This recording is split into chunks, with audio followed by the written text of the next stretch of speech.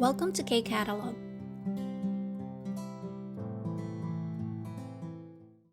Level 2, Unit 14 ng workbook, page 92. Nasa Marhagi speaking part na po tayo. So let's listen to the conversation so that we can complete yung mga blanks. 말하기 1. 다음 대화를 듣고 빈칸에 알맞은 말을 쓰세요. 그리고 말해보세요. 1. 비자 연장 신청을 하려면 어떻게 해야 돼요? 먼저 이 신청서를 써주십시오. Ayan, so ano pong sabi? Visa 연장 신청을 하려면 어떻게 해야 돼요? Ano po ang dapat kong gawin kung I intend to apply for extension of visa? What should I do, no? Sabi niya. So, 먼저 이 신청서를 써주십시오. So, first, you have to fill out this application form. Yun yung sagot ng kausap. Now, for number 2, 외국인 등록증을 재발급받으려면 뭐가 필요해요? 여권을 가지고 오셔야 됩니다. ayan, so sabi niya, no, 재발급 받으려면. So, anong sabi? 외국인 등록증을 재발급 받으려면 뭐가 필요해요? 사비 niya, if I intend to receive the reissuance of my ARC, what are the things needed? Ano yung mga kailangan kung gusto ko pong magpa-reissue ng aking ARC? Anong sagot ng kausap niya? 여권을 가지고 오셔야 됩니다. So, kailangan niyo po nadala ang inyong passport pagdating niyo dito. Okay, so number 3. 3. 외국인인데 주소 변경을 하고 싶은데요. 집에서 가까운 출입국 외국인청에서 신고하면 돼요. Okay. So, sabi niya, no, 신고하면 돼요. 사비 ng lalaki, 외국인인데 주소 변경을 하고 싶은데요. Sabi niya, foreigner po ako and gusto ko po na magpapalit ng address. 사비 ng kausap niya, 집에서 가까운 출입국 외국인청에서 신청하면 돼요. Sabi niya, dun po sa immigration or foreigners office na malapit sa inyong bahay ay pwede na kayong report, not register, report. Pwede na kayong mag-report ng change of address. So, for listening naman, question number 1, 남자는 오늘 무엇을 하려고 해요? So, ano daw po yung planong gawin nung guy na magsasalita? Number 2, true or false? Dito sa first item, 예방 접종을 하기 전에 체온을 재워보는 것이 좋아요. 체온을 재워보는 것이 좋아요. Ibig sabihin po niyan, maganda daw po na i-check yung body temperature. So, 체온, ibig sabihin body temperature po yan.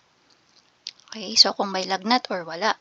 So, bago daw po magpa-bakuna, kailangan i-check na yung body temperature. Yun daw po yung magandang gawin. Number 2, 아이의 체온은 병원에서 의사 선생님이 잴 거예요. So, yung body temperature daw po ng bata ay sa ospital gagawin at yung doctor daw po ang mag-check nun. Okay, number 3.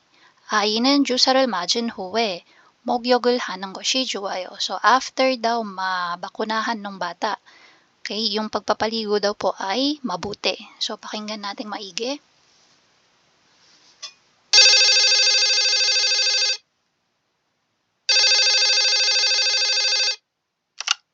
네, 강수보건소입니다. 여보세요? 아이 독감 예방 접종을 하려면 어떻게 해야 돼요? 보건소에 오기 전에 집에서 한번 체온을 재보세요. 체온이 높지 않으면 주사를 맞아도 됩니다. 그리고 주사를 맞은 날은 목욕을 못하니까 주사를 맞기 전에 미리 목욕을 하면 좋습니다. 네, 잘 알겠습니다. 감사합니다. Okay, so ulitin po natin, no, masyadong mabilis yung hindi tayo nakapag-note ng maayos. Ulitin natin. 물음에 답하세요.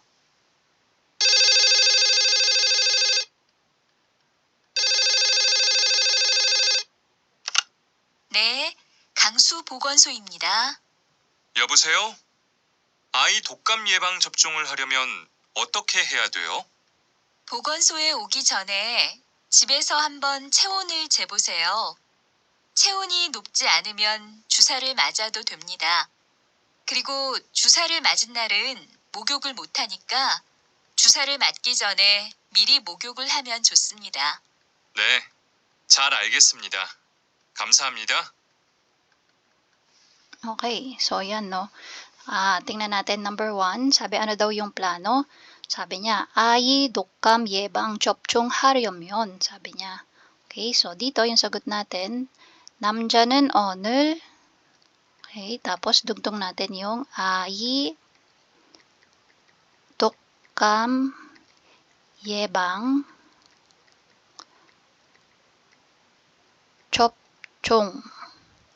접종을 하려고 해요. Okay, so yan po yung sagot natin for number 1. Okay, so sama po natin to. Next, number 2, true or false? 예방 접종을 하기 전에 재워보는 것이 좋아요. So maganda daw ba na i-check na yung body temperature bago magpabakuna? So tama po, yun po yung sabi, no? Sabi, 오기 전에, 보건소 오기 전에, 집에서, sa bahay daw is, 채우는 ko. So yun daw yung sinabi, sa bahay na i-check. Tapos, ang sinabi niya, if hindi daw mataas yung temperature, so 높지 않으면, yun yung sabi niya, no? So, kailangan walang lagnat bago magpabakuna. Pwede daw bakunahan kung hindi mataas yung body temperature. Tapos number 2, 아이의 체온을 병원에서 의사 선생님이 잴 거예요. So dito po mali, no? Kasi sabi nga sa bahay. So yung tumawag na guy, siya na yung dapat na mag-check ng temperature bago pa sila pumunta dun sa health center. Number 3, 아이는 주사를 맞은 후에 목욕을 하는 것이 좋아요. So maganda daw po ba na paliguan yung bata after maka-receive nung vaccine? So mali din po yan. Ano pong sabi? 주사 맞는 날, hindi ko na na-note, no? Pero ang sabi, sa araw daw po ng pagbabakuna ay hindi po mapapaliguan or bawal paliguan ng bata. Kaya ang sabi, 미리 목욕. So maligo na daw in advance bago 맞기 전에. So bago mabakunahan. Okay, so ito po yung sagot natin for listening. For reading part, ang sabi dito, 사랑스러운 아이의 예방 접종, 보건소를 이용하세요. So parang nag-advertise sila, no? Sabi niya, para sa ating mga mahal na anak, ang pagbabakuna, 3, 1, 2, and 3.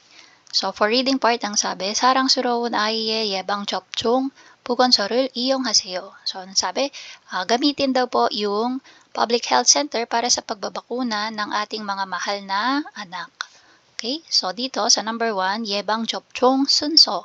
Sunso is yung sequence or order. Paano yung pagkakasunod-sunod na gagawin kapag magpapabakuna.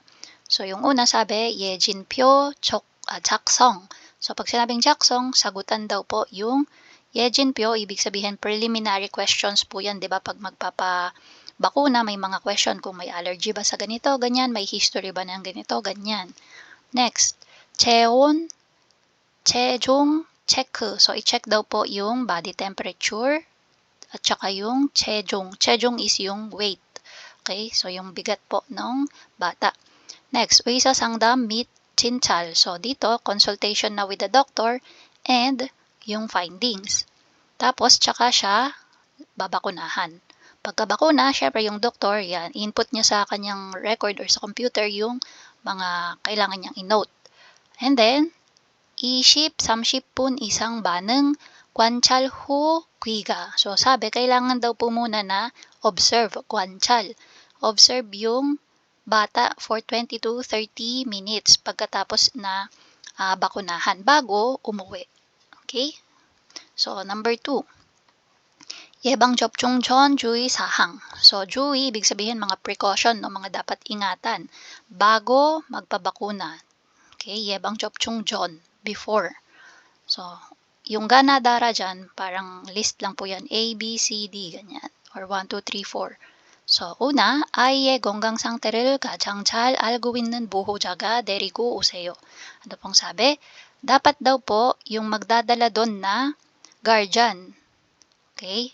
So, yung pinaka may alam, 잘 알고 있는 보호자, yung pinaka may alam na guardian daw po about sa condition ng health ng bata ang magdadala or sasama dun sa health center. Next, 집에서 체온을 재고 오세요. So, sa bahay daw po gagawin yung body temperature bago dadating or pupunta dun sa health center. 모자, 보건, 수첩을 꼭 가지고 오세요. 꼭 가지고 오세요. Kailangan dala-dala daw po yung 모자, 보건, 수첩. So, ito po yung parang record po yan ng bata at nung nanay since birth. Di ba, pagkapanganak, di ba, may marireceive tayo ano-ano yung mga kailangang bakuna na gawin dun sa bata. So, parang yung record po yan, kailangan dala. And then, 주사를 맞은 날은 목욕을 하지 않은 것이 좋으니까 전날 목욕을 하세요. So sabi, sa araw daw po ng pagbabakuna, yung pagpapaligo daw ay hindi maganda. Kaya naman, magandang maligo na before ng araw ng bakuna. Okay, so tingnan natin yung question number 1. 예방접종 순서에서 접종을 하기 전에 먼저 무엇을 해야 돼요? Or muwasul heya hamnika. Yan. So, ano daw po muna ang unang dapat gawin bago ang bakuna? Okay? So, ano po ba? Asan yung 접종? Ito siya, no? So, tingnan daw kasi yung sunso, yung pagkakasunod-sunod. So, 접종, ito po siya. So, bago daw yan, ano yung maunang gagawin?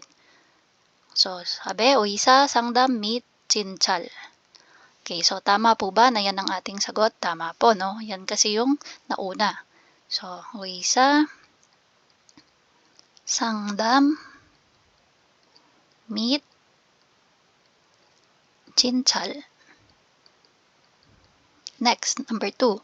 윗글의 내용과 같은 것을 고르세요. 같은 것, same ang sinasabi. Number 1, 예방접종이 끝나면 바로 집에 가는 것이 좋아요. So, pagkatapos daw po nung pagbabakuna, baro, right away, pwede na daw pong umuwi ng bahay. So, mabuti daw po yun. Mali po, no? Ano pong sabi? We have to wait ng 20 to 30 minutes para ma-check muna, observe muna yung bata, paano yung kanyang, kung may reaction ba na hindi maganda. Number 2, 예방접종을 하기 전에 먼저 체온을 채워야 해요.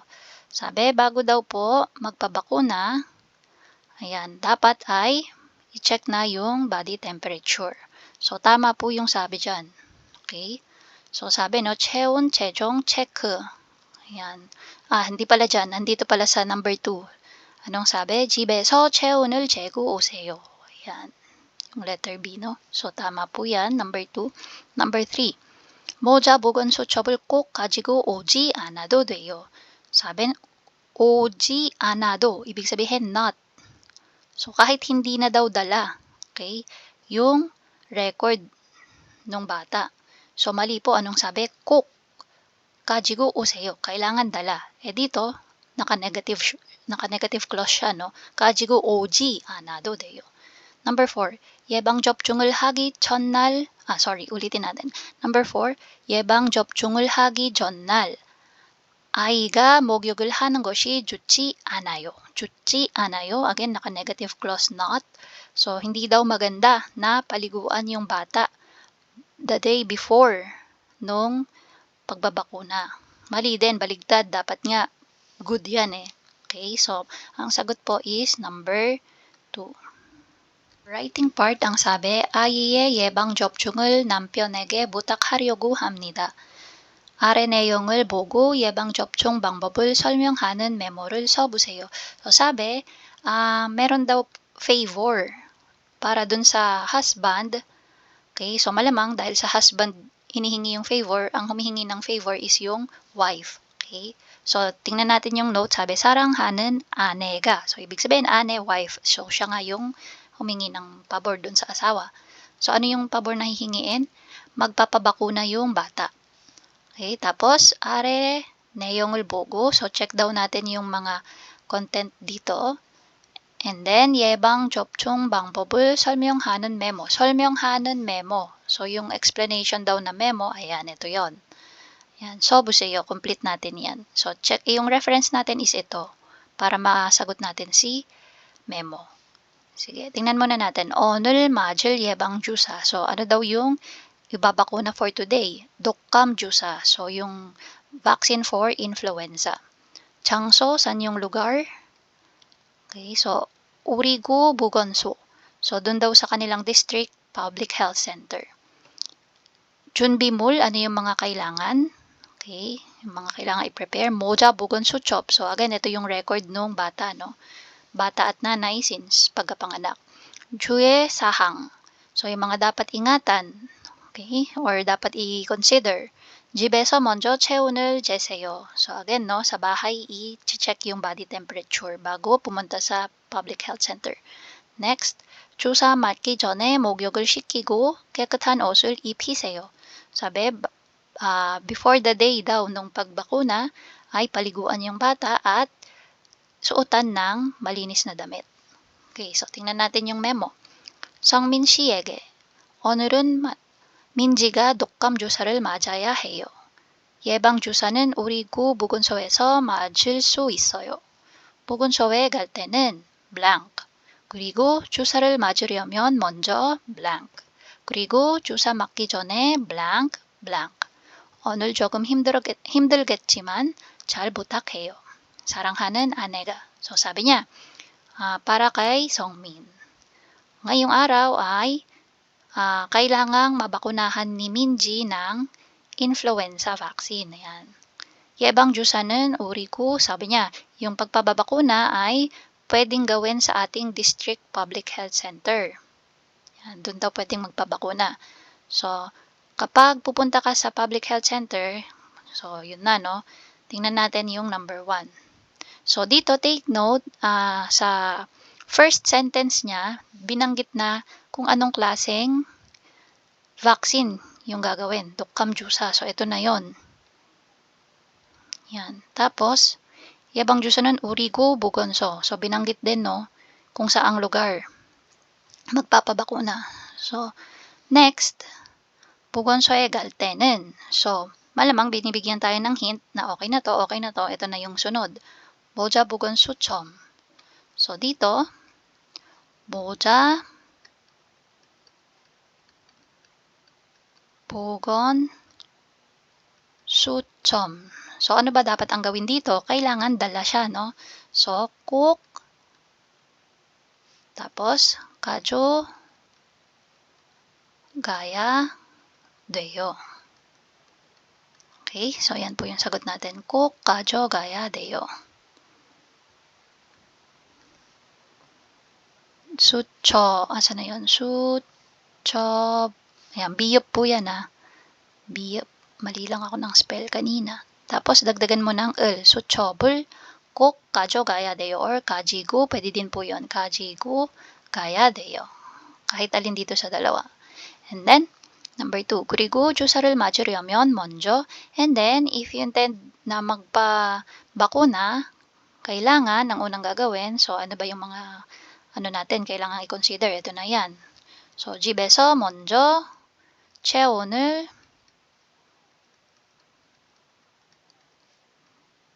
yan, 체온을 tapos yung jeda magiging 재어야 돼요. Kasi kailangan 재어야 돼요. And then 그리고 주사 맞기 전에 so 주사 맞기 전에 ano yung dapat gawin? 목욕을 시키고 깨끗한 옷을 tapos yung 입히세요. Paano yung magiging niya, transformation niya? Wala na po siyang transformation. So as is na siya. Okay, so yung magiging sagot natin for number 3, 목욕을 시키고 깨끗한 옷을 입히세요. As is lang po. Okay, so ito na yung for number 3. 오늘 조금 힘들겠지만 잘 부탁해요. So, ngayong araw medyo mahihirapan ka pero please do me a favor. Ayan yung sabi ni saranghanan wife. Okay. And that's it. If you find this video helpful, please hit the like, share, and subscribe button. So I still hope to see you in the upcoming videos, and again, thanks for watching.